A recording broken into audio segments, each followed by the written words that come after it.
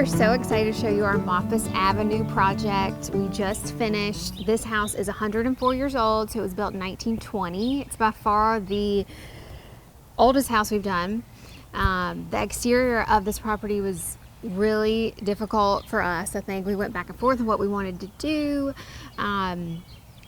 You know, there's this weird stucco on the outside that we smoothed. It was like a 3-year-old had come and made his first cake and put the icing on. Yeah, it was bad. It was bad. It was really bad. Yeah. So we knew we wanted to do that immediately.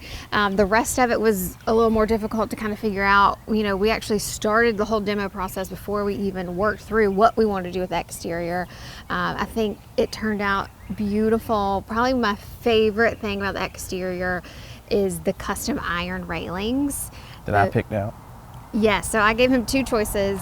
Both choices would have been right, but yes, he picked out Got it right. the design of those. Another thing that John did, which was completely his idea, was the copper caps on top of like the windows and the doors. I think that turned out beautiful. It's like the icing on the cake. Yep, I custom measured all of them to fit all the window trim and had a guy in Richmond Hill custom cut them. And I installed them myself, actually. Yeah, good job. So other things that we did on the exterior, obviously we said the stucco, the iron railings. We revamped really the whole front porch. We took down the really chunky, beefy columns on the edges. We toned that down a little bit. We cut the original windows, the original doors. One thing that we did do with the front door is we took down this really chunky trim that was obviously not original to the house. So we took that away. That revealed a transom above the front door, which just really now matches the house. Obviously there's a true front door that you see. It's right in the middle of the porch. The side front door is called the funeral door. So I guess in the 1920s, people would have their funerals at their home, and that was like the casket door. So that was like an easier doorway to move in and out of the casket that would usually go in the parlor, which is now the living room. What else am I forgetting? We've done so much. How for the can you outside. forget about my custom patina job on all the door hardware, So honey? yeah, so we usually do like an unlacquered brass on all the like exterior knobs and like the what is it, the mail slot. So when you get unlacquered brass, it's like really shiny and like really stands out, but this house didn't need that. So Jonathan figured out how to age the brass. So now it's like patinaed, it looks older, and it just fits the house perfectly. It matches the gas lanterns that were that aged look that we were trying to tie in together. Right, so the gas lanterns are something else that we added. They were not original to the house. I think it just really sets the tone for the whole house. Obviously, we also did tongue and groove on the ceiling, which I love, stained that. And again, it was just really the exterior was really a work in progress. The paint colors were a little difficult for me because I've never done a stucco house. We actually had the what are those called, the rafter tails, and like the soften and the fascia, the trim color so white at first, and it just every time we rode by the house it was like something's not right, so we had to pay extra. I had that repainted the green color, and I think it turned out great. Really how I got like the whole color scheme of the exterior is from the peeling green paint of the porch floor. I don't know if I've ever told you this. So it was originally, so if you go back, if you see the before video or pictures, it was a green color. Not exactly this green, but pretty close. And I loved how it looked with the maroon and the cream color mosaic. So that really is how I came up with the color scheme of the exterior. And the gnats are really bad. Okay.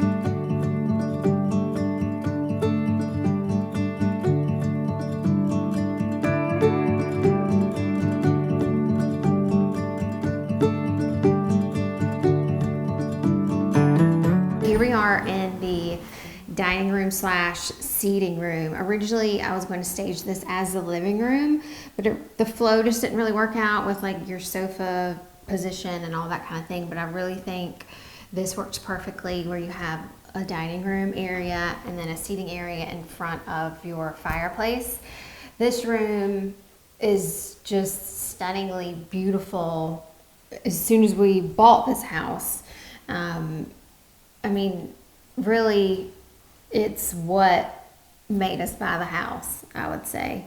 I knew immediately when we walked in that I wanted it to be like a green color. Plan on painting the entire room like a really pretty green. I wasn't sure how dark or how moody I wanted it to be. I think this is a good kind of in between. It's not super dark, but it's also not light. We restored the coffered ceilings that you see above us and the wall moldings. The French corner knot inlays in the original hardwood floors we restored, which was a process that we haven't done before, because you actually have to finish all the floors, come back, and then tape off all of the darker wood to give it the darker stain in all the design areas. Yeah, so that was probably the second thing I noticed in this house when we walked in.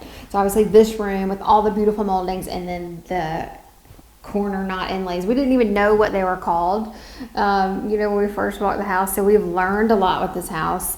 It's the oldest house that we've done, like we've said, and it's just definitely a learning curve for us. We hope we did the house justice. I think it turned out beautifully. But something else, so we kept the coffered ceilings, the moldings in here. We kept the built-in shelves that you see on each side of the fireplace. We kept really the fireplace, the structure that it was, and the size. We just added marble tile surround and the hearth on the bottom. We added these light fixtures, and we added the sconces on each side of the fireplace, just to really kind of frame out this whole area, which is just beautiful as is. You know, this room didn't need a whole lot. It just needed someone to come in and just love it for what it was and just make it stand out. Yeah, and we even took it another step that we usually don't do with our hardwood floors, and a lot of people don't go this step, is that we have the HVAC in this level comes up from the bottom of the house. So we got the wood floor vents and installed those flush with the original hardwood. So when we sanded and stained the floors, we sanded and stained the vent covers for the HVAC, and it just really adds another layer of detail that you just don't get with a lot of renovated homes. So I think next we're going to show you the living room. Okay, so this room is the living room. We staged it as a living room. It can be your dining room. Originally, I pictured this as being the dining room just because it had this beautiful bay window with a window seat. But obviously you could do it either or. This room I really wanted to just keep it simple and bright and light. I mean, the natural light in this room is stunning. But I just really wanted it to be a contrast to the green room that we were just in. So I painted the walls and the trim the same color, but outlined the original windows with a new gray, which is one of my favorite paint colors. There used to be dead people in this room. So yes. We think this is where they held their funerals back in the day. So the funeral door, yes, so this is the room that door leads into. So this was obviously like a parlor or something originally. So this is where they would hold their funerals in the 1920s in this area, which is kind of creepy.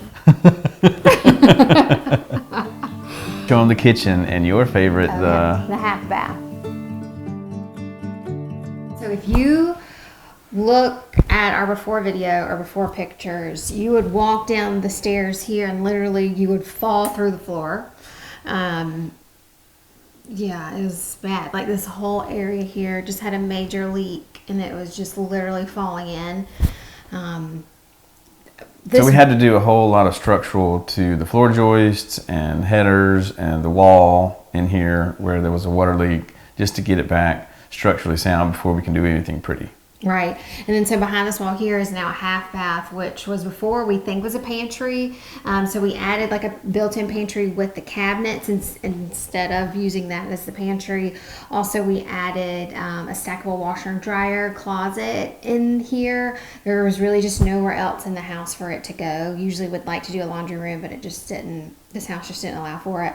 They had it to the right of the kitchen sink. Oh yeah, originally under the countertops, which is kind of weird. Yeah.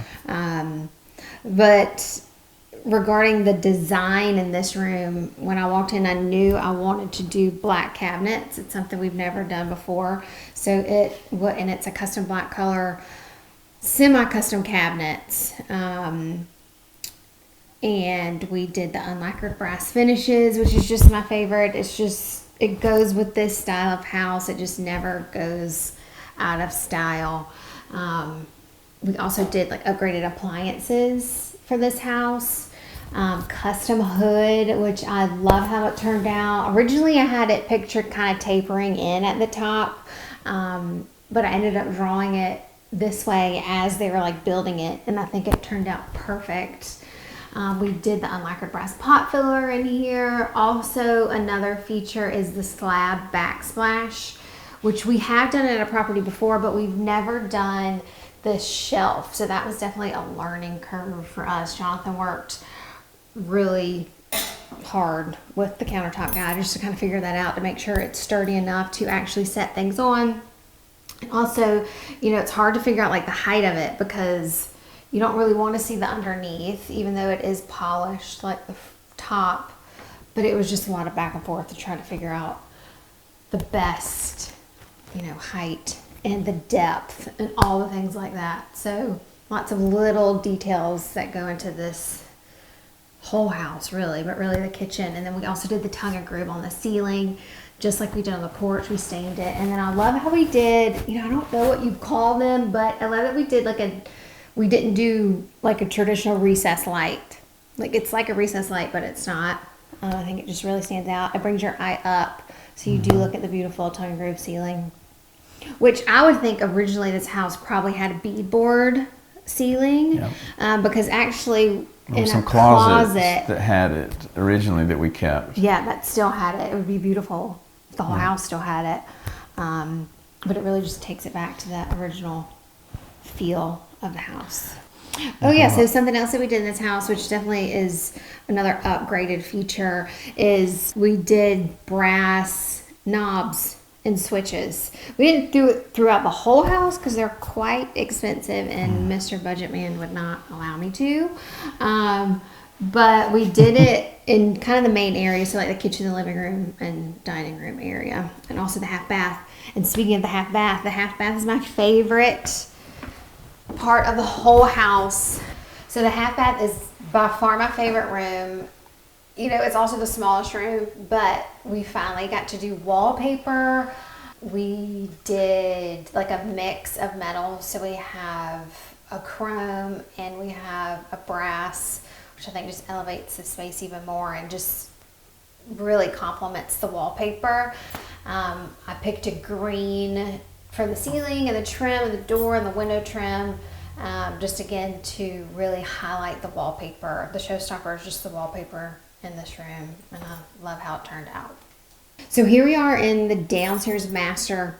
It's kind of what we're calling it. It's a little small for a master bedroom. It could be a great guest room or kids room, and they have their own ensuite.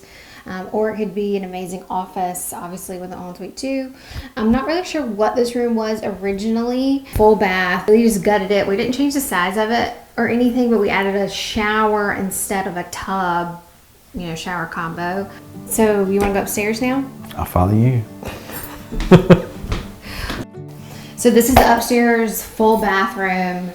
This is the bathroom that we extended. So the wall literally was here, and this was the only bathroom space. We extended the wall out. We added some additional storage with some built-in shelving. Created the pocket door here. Yes, there's a pocket door here that goes to a bedroom, so it really makes it a master with an ensuite if someone wants to utilize this bedroom. Second master. Yeah, a second master option upstairs.